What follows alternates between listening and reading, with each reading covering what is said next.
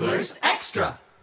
Game 2 of the holiday weekend homestand here at Veterans Field. Aaron Canada alongside John Schiffner for the Manager's Show as we anxiously await the start of tonight's contest between the Anglers and the Harwich Mariners. And Schiff, 5-1 victory last night over the Hyannis Harbor Hawks, and not a bad way to come off a stinker a couple of nights ago. No, we did some good things at the plate. Even we didn't score. We scored right away early, then got a few later on. Better at-bats, much better at-bats, more flat swings, better pitch counts to swing in. Just, there was just more of attention to detail as far as the hitters go, and I was very pleased. What is one thing that you try to preach day in and day out as far as continuity and consistency is concerned? Because we have seen a couple of times where the team comes out and the bats are a little bit flat or pitching can't get going or just one thing is missing that really can't get these guys going. Well, I just think that it's the nature of the league. I mean, you can't sit down, you can't lay down at all because you're getting hit every night with a college all-star team. So that's once they get that mindset, and they may not get that mindset till they get to pro ball because they, in some of these guys they do play some games that are, non-conference games that are not as competitive as their conference games, and those games you can literally sometimes take off. You can't take a night off in the Cape Cod League. Now, we've talked about this a couple of times on the broadcast that the Anglers have been blown out a couple of times by about an average of 4 or 5 runs as far as the run differential is concerned. But when they win by squeakers. So last night was a good blowout win, so to speak. Well, yeah, a 5-1 win is a blowout. Yeah, I guess so. We just did the right things. We took advantage of some of the mistakes Hyannis made and got some clutch hits. And, Mark Ginther goes yard, which is always fun to see somebody go out of this place. So, it was just a very, very well-played baseball game on our part. We got clutch hitting. Like I said, we improved on our hitting a lot. Flat swings, just better plans at the plate. Pitching was outstanding. Obviously, when you give up, one guy gives up no hits in 7 innings. The defense was sound, so it's a good baseball game, and that's what we'd like to do that more often. Logan Verrett went through 7 with no hits allowed, just 2 base runners allowed, 87 pitches overall, and in the post-game interview, he said it was his decision to come out. It was a little bit of a combination of everybody. We want to make sure that we're not going to hurt anybody. And obviously, if he rolls into the 8th inning and throws 16, 18, 20 pitches, you don't want to take him out in the 9th inning. And now we're looking at 120, 130 pitches, and that's not what we're here for. He had a long season at school.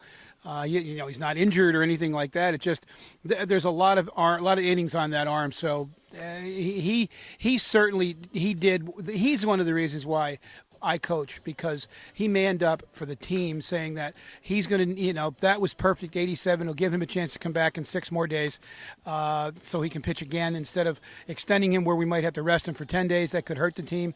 And that's why you do this. I mean, he just, he exemplified what a college baseball player is all about, what a teammate's all about. And, he wasn't looking for any personal accolades. He knew he threw well. He threw well in front of the scouts. So if you get the no-hitter and you throw 140 pitches, is that a plus?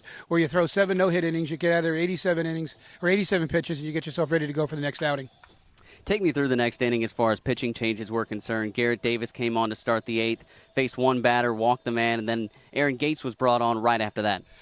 Ryan is working a lot with Garrett as far as, changes, trying to change some of his makeup, trying to change, not his makeup, but his outlook, trying to change some things.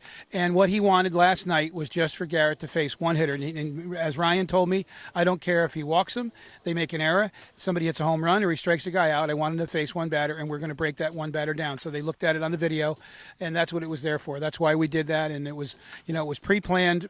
At some point during the game, that was going to happen. And that's why we're here, what we're doing. We're trying to make him a better pitcher.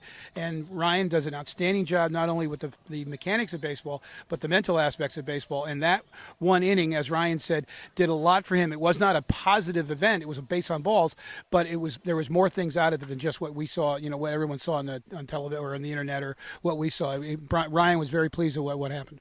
Today was the 4th of July parade here in Chatham. With the 4th of July coming up tomorrow, the team will head on over to Orleans for a annual contest with the Orleans Firebirds. And how'd the guys like that much attention today? It's always a neat time when they turn the corner on the corner of Shore Road and Main Street, and that's where the crowd starts. And you can see the eyes get wider. And I'm walking with Ryan, I'm walking with Berto.